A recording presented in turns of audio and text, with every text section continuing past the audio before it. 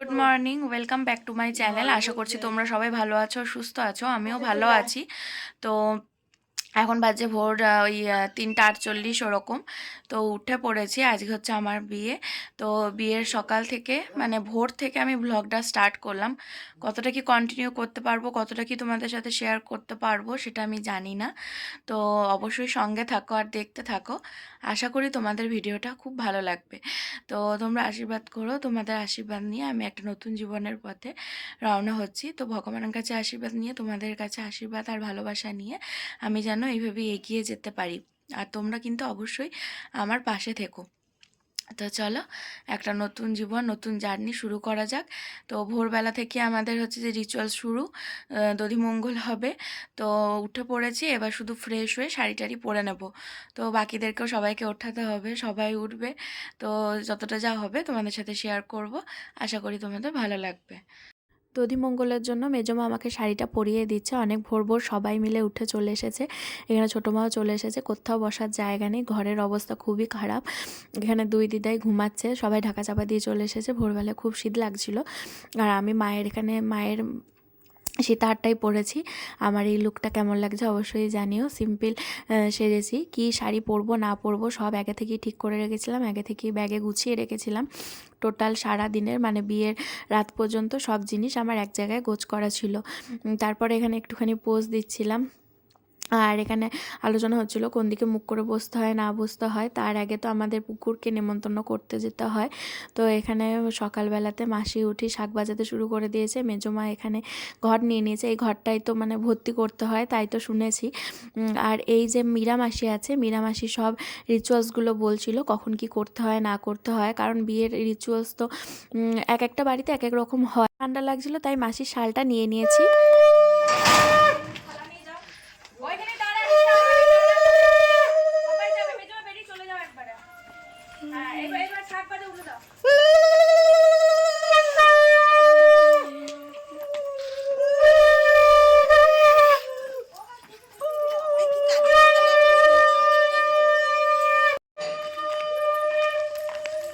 এসো কাকিমা এসো।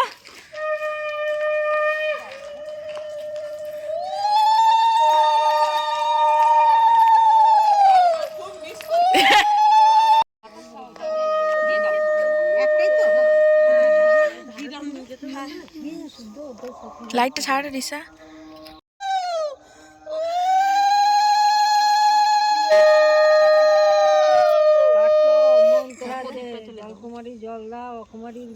তো এখানে কিছু রিচুয়ালস হওয়ার পর এখানে প্রদীপ জ্বালানো হলো। এই প্রদীপটাই নাকি সারাক্ষণ জ্বালিয়ে রাখতে হয়, সেটাই শুনছিলাম। তো এখানে একটা ডিজাইন করা মাটির প্রদীপ মা দিয়ে দিয়েছিল, সেটাই জ্বালানো হয়েছিল। তো মেজমা প্রথমে পুকুরকেও বরণ করলো। তো বেশ ভালো লাগছিল। আর আমি বলেছিলাম সব রিচুয়ালসের সময় আমি থাকবো, মানে দেখবো কী কী হয় না হয়।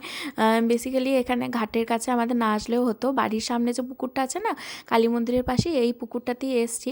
তো সবাই বলছিল যেতে হবে না, থাক। তো আমি বললাম যে না, আমি ঢাকা চাপা দিয়ে যাব, আমি সব রিচুয়ালসগুলোই দেখবো আর খুব এনজয় করব। তো সেই কথা মতো আমিও চলে গেছি আর সেইগুলি দেখছিলাম। আর বরণডালাটাও ওই মীরামাসি সাজিয়েছিল। মীরামাসি আর কি সব কিছু জানে।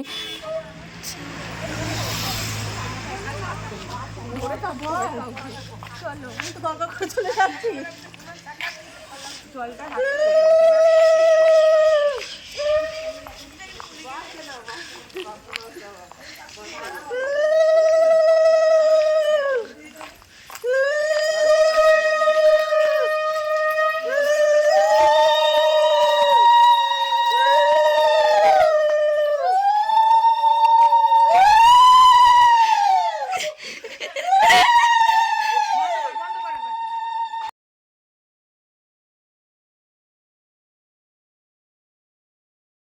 আমাদের দুটো বরণডালা ছিল আর কি, মানে আমি যেটা দেখেছি দুটো থালাতে দুরকমভাবে জিনিস সাজাতে হয়েছিল। আমাদের নাকি এটাই নিয়ম। তো যাই হোক দেখছিলাম। কী কী আছে না আছে সেগুলো তোমাদের সাথে শেয়ার করলাম। আর এখানে ওই কি ঘর মঙ্গলা না কি সেইটা একটা হচ্ছিল, তো মেজমা এখানে খুব সুন্দর করে স্বস্তিক চিহ্নটা আঁকছিল। তারপরে অনেক কিছু দিয়ে সেটাকে ঢাকা চাপা দিতে হয়, তো তার জন্য গোবর লাগে, তাহলে কাপড়টা ওখানে মানে আটকে থাকে। তো এটাকে ঘর মঙ্গলা বলে, এটাও আমি নতুন জানলাম আর কি। তারপরে এই যে খই চিড়ে দই কলা এইসব খাওয়ার সময় আমি ভেবেছিলাম আমি খুব মানে ভালো করে খেতে পারবো, কারণ এইটা আমার খুব ফেভারিট। খই চিড়ে দই যখনই মা খই চিড়ে দই খাওয়ার সময় আসতো, তো তখন আমি বলতাম আমি খাবো, তো খেতামও খুব শখ করে। কিন্তু আমি বলেছিলাম যে আমি দধিমঙ্গলের সময় আমি খুব বেশি করেই খাবো, আমার খুব ভালো লাগে। তো ভোরবেলার টাইমে খালি পেটে এইটা খেতে আমি একদমই পারছিলাম না। তো সবাই যে কয়েকটা গাছ খাইছে, আমি শুধু সেই কয়েকটা গাছই খেয়েছি আর কি। তারপরে আমি মোটামুটি ওই 4 চামচ মতো খেয়েছি। তারপর আমার গাটা গোলাচ্ছিল, মানে খুব বমি বমি পাচ্ছিল। তো মেজমা বলছিল আর জোর করে খাওয়ার দরকার নেই। তো এখানে 7 জন মিলে হাত দিচ্ছিল মেজমা আর সেজমার গায়ে, তারপরে মেজমা সেজমা মিলে খাইয়ে দিচ্ছিল। তো এখানে খাচ্ছি, আর মেজমা সেজমা আর বাকি সবারই জন্য ওখানে দই চিড়ে মাখা হচ্ছে। তো সবাই মিলে একসাথেই খাওয়া দাওয়া হবে, সাথে মিষ্টিও ছিল। তারপর বামুন ঠাকুরকে মানে সৎ জেঠুকে এখানে সিধে দেওয়া হচ্ছিল। তো আজকের জন্য আরও অনেক গ্যাস ওভেন সিলিন্ডার এইসব লাগবে, তো এটাও মেজমাই দিয়ে দিল, সিধেটা দিয়ে পুজো দেবে। আর সব যেটুকু বলছিলাম জেঠু আজকে কিন্তু মেন কাজ, তুমি ভালো করে রান্না করো। তো যেটুকু হাসাহাসি করছিল, যেটুকু নিয়ে খুব মজাও করছিলাম। সকাল সকাল গরম গরম চা দিয়ে দেওয়া হয়েছিল। আর জেঠু মেজমাকে বলছিল কোথায় প্রদীপটা ধূপটা দিলে সুবিধা হবে। তো এইভাবে সব সাজিয়ে গুছিয়ে রাখা হয়েছিল। আর বামুন নাপি তার রাঁধুনি জন্য আমরা আলাদা করে সব প্যাকেটে সিধে থেকে জামা কাপড় থেকে যা যা দেওয়া হবে সেগুলো সব আলাদা করে প্যাকেটে রেখে দিয়েছিলাম, আর সাথে নামও লিখে দিয়েছিলাম। তো এই সব ভিডিওগুলো আমি করেছি নিজে। এই টাইমটা মানে দধিমঙ্গলের পরের টাইম থেকে আমি একদমই ঘুমাইনি, আমি পুরোপুরি স্নান টান করে ফ্রেশ হয়ে গেছিলাম।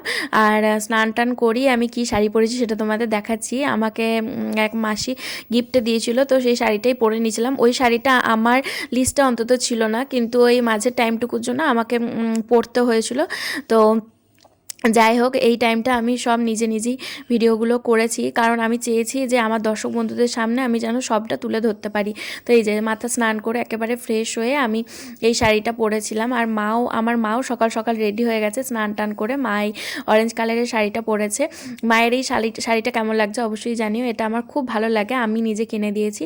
আর আজকে দেখো যেটুকু হেল্প করার জন্য কতজন এসেছে, কত কাকিমা দিদি সবাই এসেছে, সবাই মিলে সবজি টবজি কাটতে এখানে ব্যস্ত। আর এখানে এই যে এই পিসিটা রয়েছে, এই পিসি চিংড়ি মাছ ধুচ্ছিল।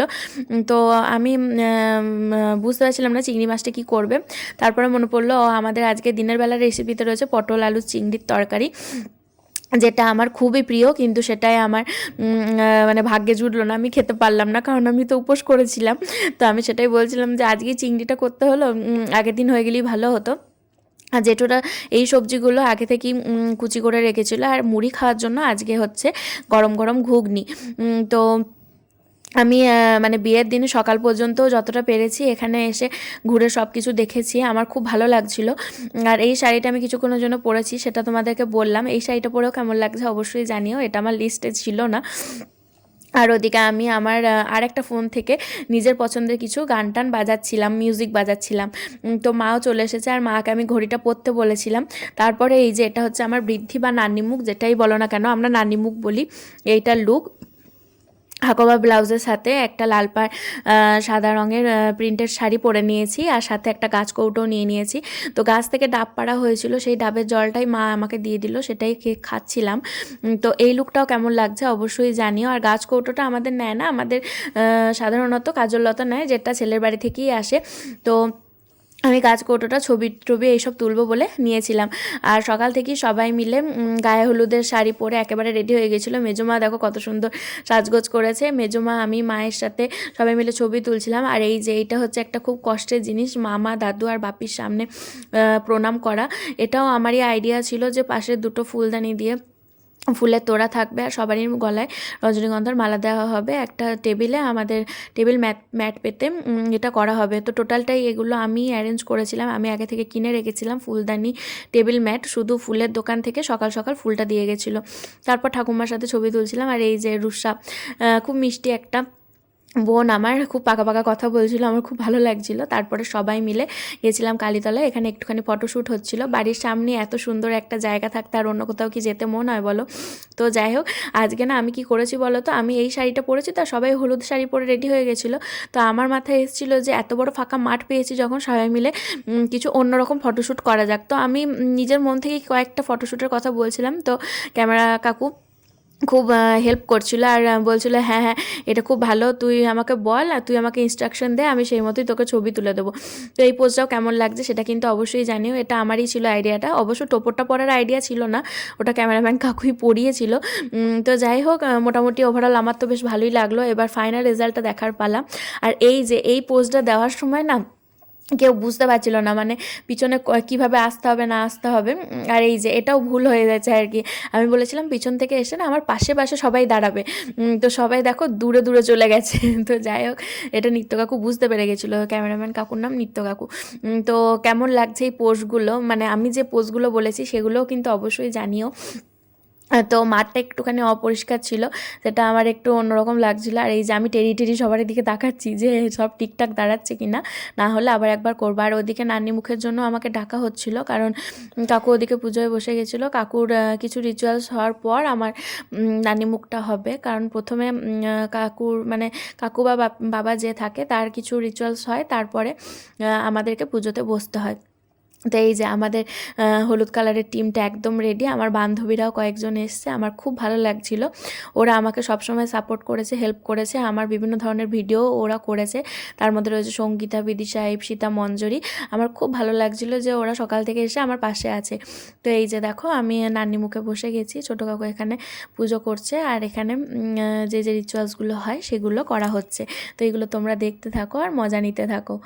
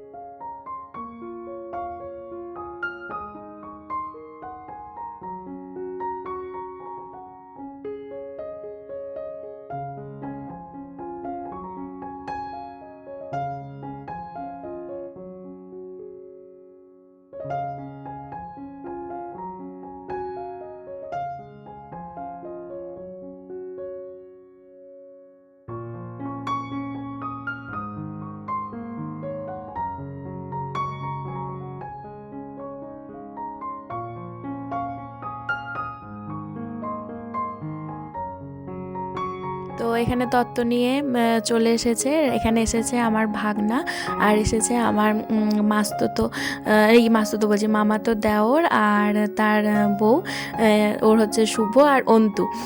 তো ওরা সম্পর্কে আমার থেকে ছোট হয়, তো আমি ওদেরকে নাম ধরেই ডাকি, আর ভাগনাকেও আমি রাজ বলেই ডাকি। তো এই যে ওরা গাড়ি নিয়ে একেবারে চলে এসেছে। ওদের অনেকটা জার্নি হয়েছে, অনেকটা হয়রানি হয়েছে। অন্তু তো একেবারে ঝিমিয়ে গেছে। তো আমার দেখে খুব খারাপ লাগছিল। আর এই যে দেখো তত্ত্বতে পুরো গাড়ি ঠাসা। তো ওরা খুব কষ্টভাবেই বসে আর কি এসেছে। তো কিছু করার নেই, আবার অনেকটা দূরের রাস্তা, সবই বুঝতে পারছি, খারাপও লাগছে, কিন্তু কি করা যাবে। তো এখানে এক এক করে জিনিস সব নামানো হবে। এই যে শুভ দেখো এখানে দাঁড়িয়ে আছে, হাসছে, অন্তুরও ছবি তোলা হয়েছে। আর এই যে তত্ত্বসূচিটা খুব সুন্দর লাগছিল। তো আমার হাজব্যান্ডেরই একজন স্যার এইগুলো বানিয়েছে, উনি হাতের কাজ খুব ভালো পারেন। তো তত্ত্ব সাজানো থেকে হাতের কাজ থেকে খুব সুন্দর করেছিল, আমার খুব ভালো লাগছিলো। এই যে দেখো চকলেটের ট্রে, এটা তো সবারই আর কি ফেভারিট একটা জিনিস। তো চলো ওরা সব তত্ত্ব জিনিসগুলো নামিয়ে নিক, এগুলো আমি দেখতে পাইনি। বসুধারা দিয়ে আমাকে ঘরে নিয়ে যাওয়ার পর আমাকে নাকি বেরোতে নেই, তো আমি তত্ত্বের কোনো জিনিসই দেখতে পাইনি। এটা আমার খুব একটা দুঃখের ব্যাপার। তো আমি সবাইকে বলছিলাম ভিডিও করার জন্য। তো এটা মনে হয় আমার মাসির ছেলে মানে শুভ, তো ওর নামও শুভদীপ, এর নামও শুভদীপ। তো ওই মনে হয় ভিডিওটা করেছে। তো যাই হোক, এখানে ভিডিওতে আমি অন্তত দেখতে পাচ্ছি, এটাতেই আমি খুব খুশি। আর তত্ত্বগুলো এত সুন্দর সাজিয়েছে, মানে ধারণার বাইরে, আমার খুব ভালো লাগছিল।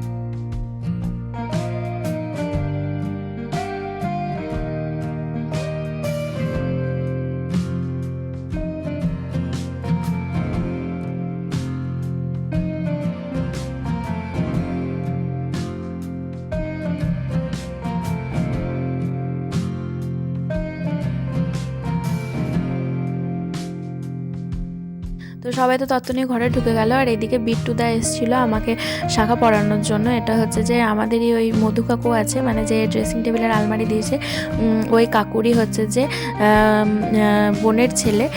তো ওদের শাখা পলার দোকান আছে। তো বিট্টুদা এসেছিলো আমাকে শাখা পরানোর জন্য। তো আমাদেরকে বিয়ের দিন মাটির শাখা পরতে হয়, তো মাটির শাখাটা আমার কপালে ঠেকিয়ে পরিয়ে দিল।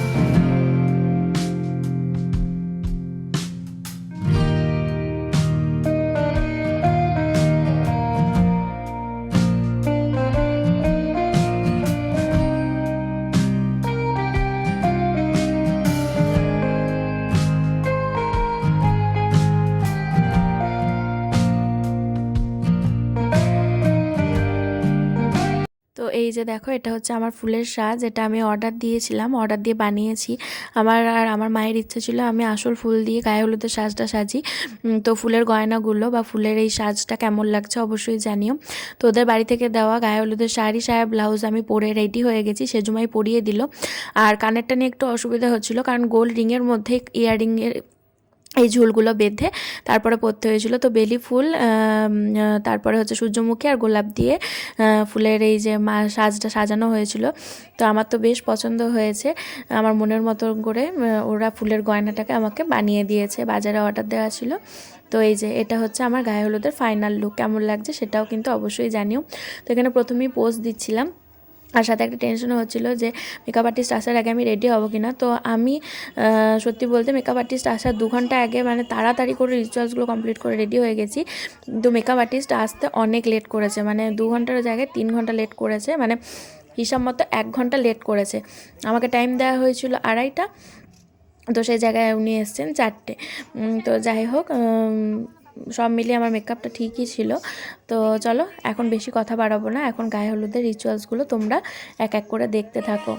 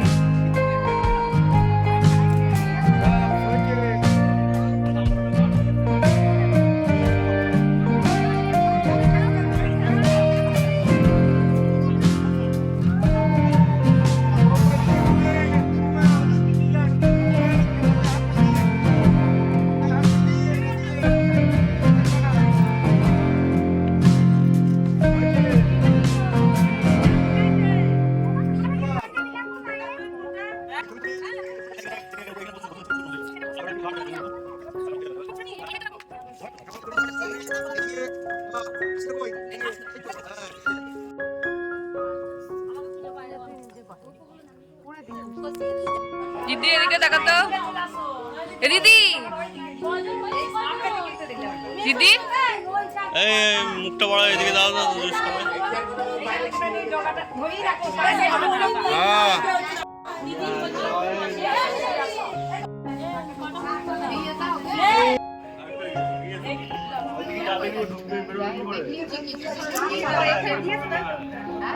সামনেটা ফাঁকা রাখবে, তখন আরেকটু করে সাইড দিয়ে করে দেবো।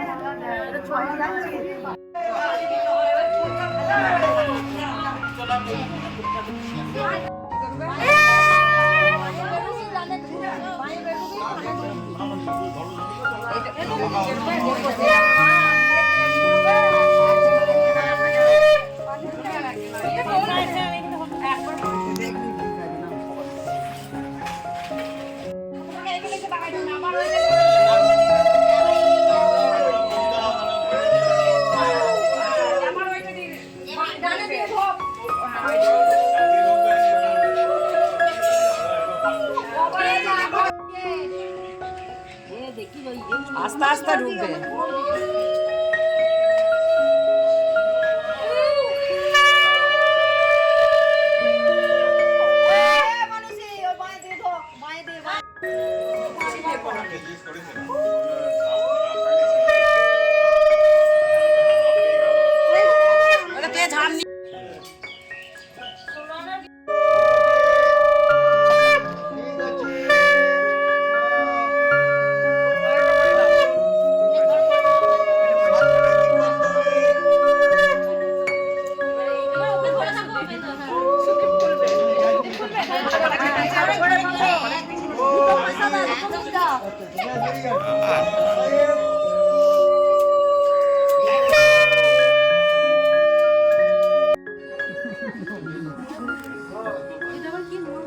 দিদি এ দিদি দিদি রে এ দিদি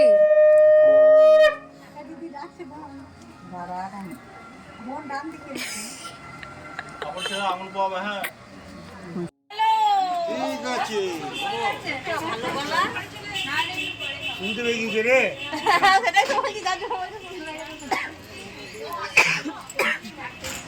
এরকম না, এরকম এরকম না।